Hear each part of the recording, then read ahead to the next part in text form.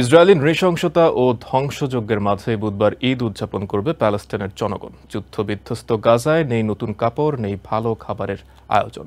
শরণার্থী শিবিরগুলোতে নেই ঈদ উৎসবের আমেজ। সীমিত ত্রাণ সহায়তার দিয়েই ঈদের দিনটিকে তুলনামূলক রঙিন করে তুলতে চান গাজাবাসী।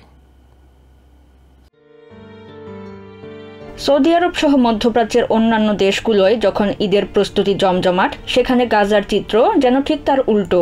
গত বছরও নতুন জামা কাপড়, ঐতিহ্যবাহী খাবার, রং বেরঙের বেলুন আর আতশবাজির সমারোহে মেতেছিল গাজাবাসী। সেখানে আজ শুধুই হাহাকার। মেহেদির বদলে এখন রক্তে রঞ্জিত এখানকার নারীদের হাত। তবু ইসরায়েলের অব্যাহত হামলা ও হত্যাযজ্ঞের মাঝেই ঈদ উদযাপনের প্রস্তুতি নিচ্ছে এখানকার বাসিন্দারা।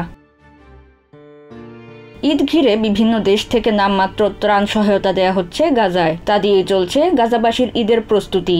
রাফার তাঁবুতে আশ্রয় নেয়া এই নারী ঈদের দিন শিশুদের উপহার হিসেবে তৈরি করেছেন ঐতিহ্যবাহী কেক ও বিস্কিট। এত ধ্বংসযজ্ঞের পরও আমরা ঈদের প্রস্তুতি নিচ্ছি।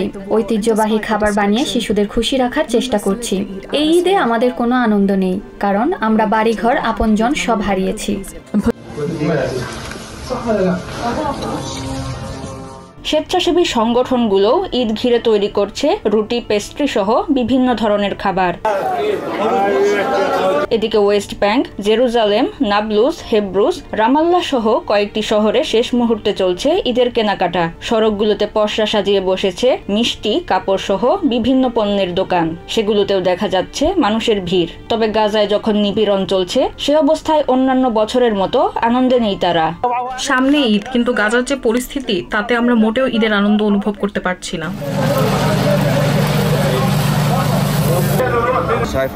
আশপাশে এত মানুষ, এরপরও ঈদের কোনো আমেজ নেই।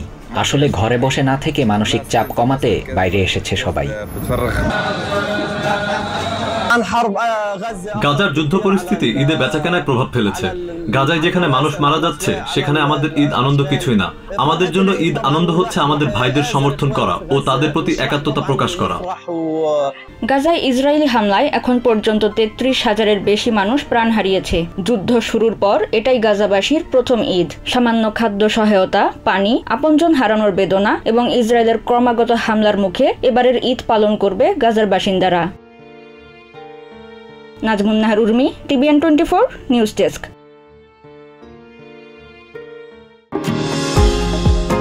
নিউ ইয়র্ক থেকে সম্প্রচারিত TVN 24 টেলিভিশন বিশ্বজুড়ে বাঙালির কণ্ঠস্বর।